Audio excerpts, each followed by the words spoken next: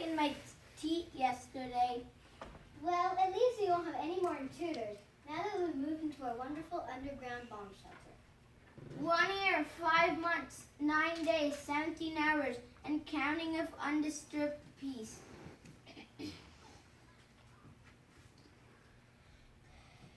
Notes.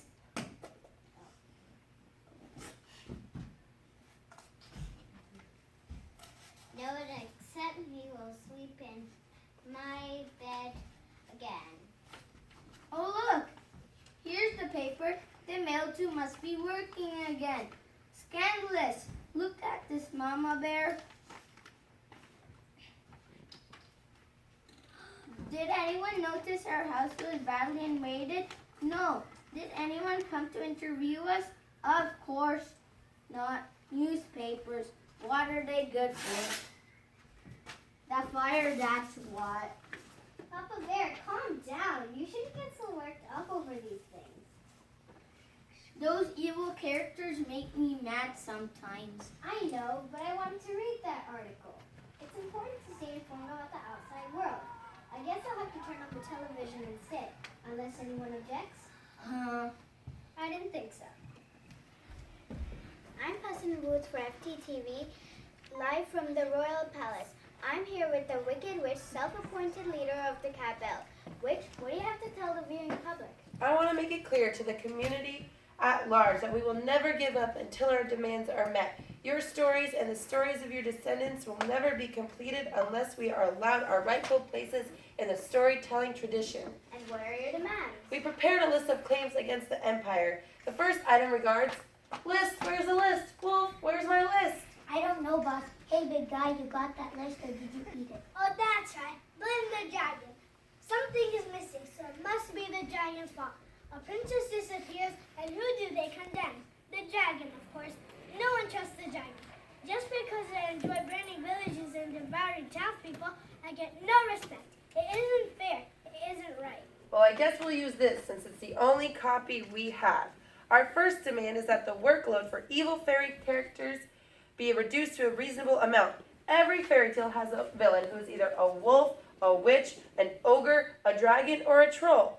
I put in 18-hour days rushing from Rapunzel to Snow White to those little brats, Hansel and Gretel, to whichever law-abiding citizen needs abducting next. We deserve fun time, just like everyone else. For once, I'd like to see a princess capture another princess. And if I have to turn one more frog into a prince, my wand is going to spontaneously combust. And for the record, I'm so sick of children's stew. Do you have any other requests? Yes, we insist that the evil characters be subsidized for the employment-related purchases they regularly make, such as broomsticks, caves, cauldrons, and clock care kits. If we're going to expose our possessions to such hazards, we should get some sort of compensation.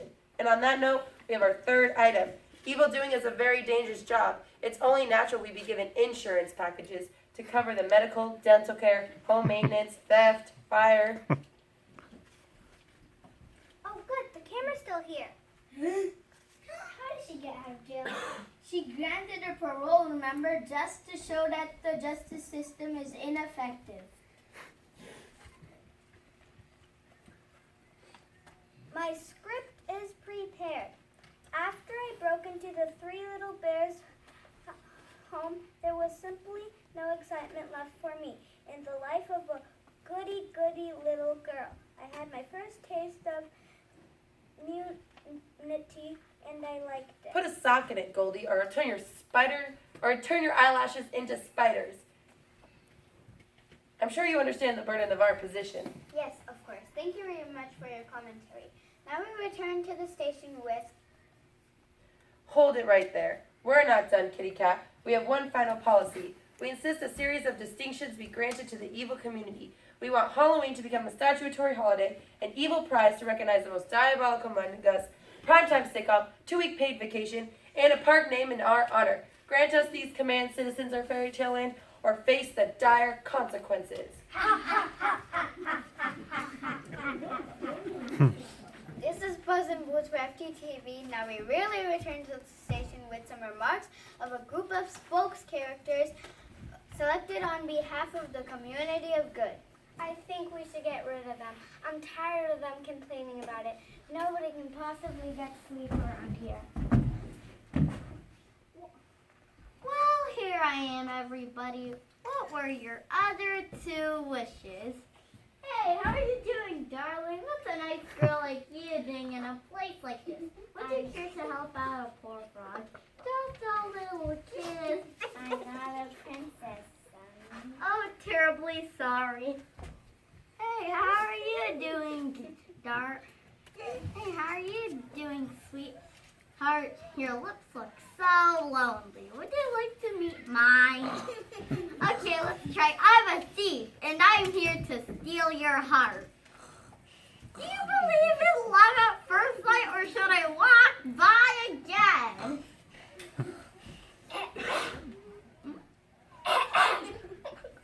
I have a real announcement. I, Queen of Fairy Tale Land, declare that this strike is a complete downer. Ever since those radical socialists went on strike, I've been unable to sit in my counting house and count my money. The chanting and pacing makes me lose track of where I am. What is up with this evil labor union disrupting my thriving little kingdom? Those evil characters terrorize my faithful subjects, and now they want to be compensated. Who do they think they are anyway? Your Majesty, we're also disheartened by this event, but what are you going to do about it? What am I going to do about it? I've tried everything. I bellow out my window at them. I send my guards out to get rid of them. I've even passed a decree stating that strikes are illegal in Fairy Tale Land, but those rebels have no respect for the law or for the Queen's authority. I've even threatened to imprison or behead them, but those punks aren't afraid of me. Your Majesty, but why do we have a queen if not to deal with situations like this? What a preposterous question. Of course I'm not equipped to handle this. Nothing like this was ever written into fairy tales. Negotiating was definitely not part of my job description. It seems that there is little hope to be found in the community of good. It's time for my nice firm bed. And what a nice soft bed I have. I do not want to go to bed. So the evil characters get together and they decide to capture all the good fairy tales and hold them hostage until they decide to sign and agree on the contract that was made.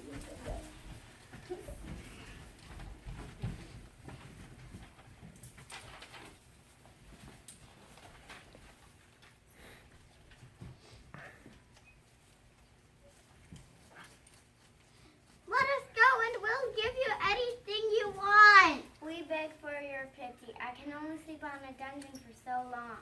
You whippersnappers think you can get away with anything. All right, quiet. Mother Goose is going to arrive at any moment. Let's try to stand in an orderly formation, shall we? What a sloppy bunch. Stand up straight. Comb your hair. Wolf, what's that in your teeth? Did you eat one of our hostages? Not yet, boss, but I'm looking forward to it. There she is. Wolf, show the birdie in. Sure, boss. Oh, you poor things. Did they injure you? Have they been feeding you well? Wolf, get her away from them. She can have a seat right over here. Now, Goose, all you have to do is sign this paper stating that our policies will be executed in the name of the Queen. But so many of these demands are impossible for us to meet. Like what? Well, we don't even have insurance ourselves. How are we supposed to give it to you? Do you know how difficult it is for people who are constantly being turned into frogs and trapped in towers to find reliable coverage?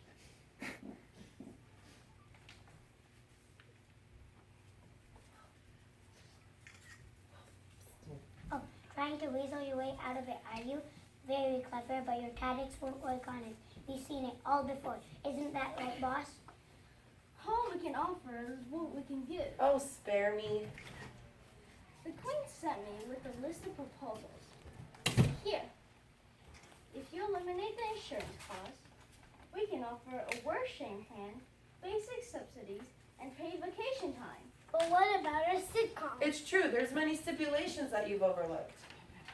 We need to make a living as much as you do. Can't we just reach some kind of compromise? As impertinent as you are, you make an essential point. Let me talk about it with my colleagues. Huddle.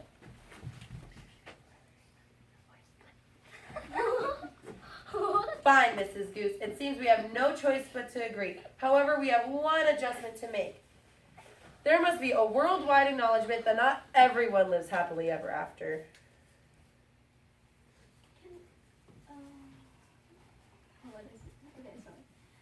I can't make changes to the contract without the Queen's approval. Well, that's our condition. Take it or leave it.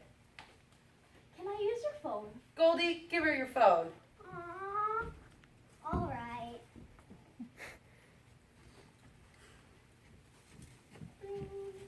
Hello? Hello. I need to speak with the Queen. It's an emergency. This is the Queen. Well, who is it? It's Mother Goose, Your Highness. Well, Miss Goose, were your peace talks successful? Your Majesty, they are willing to accept the terms of our proposal, but they would like to add one thing to it. No, absolutely not. I will not tolerate an evil character sitcom. That's asking too much. I thought you said you could handle this negotiation stuff. It's not that, Your Majesty. They want us to admit publicly that happily ever after is a fairy tale myth. Is that all? Well, I suppose we have been tricking unsuspecting readers with that line for long enough.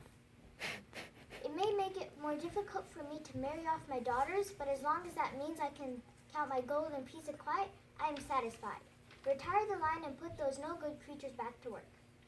Thank you, Your Majesty. Goodbye. Bye-bye. The Queen has agreed that not everyone lives happily ever after. Something here. Let them go.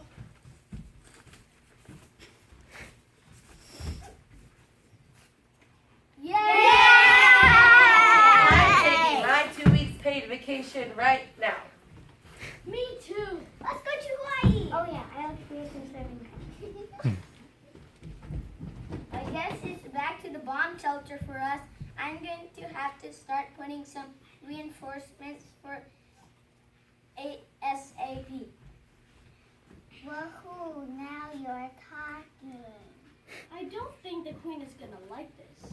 I mean, people have been without fairy tales for almost a month. People really need to think of some new ideas for once. Beak babes, here I come.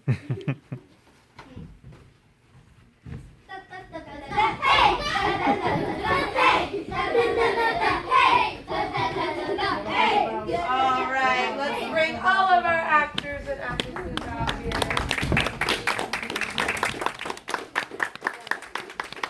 Very good job, everybody. Round and do a hands up. And take a bow. One more time, hands up. Take a bow. Very awesome. All right, make sure you guys carefully, and if you need help, take off your costumes, give them. We can put them in the basket. I don't know where the basket went. Oh, it's under the table.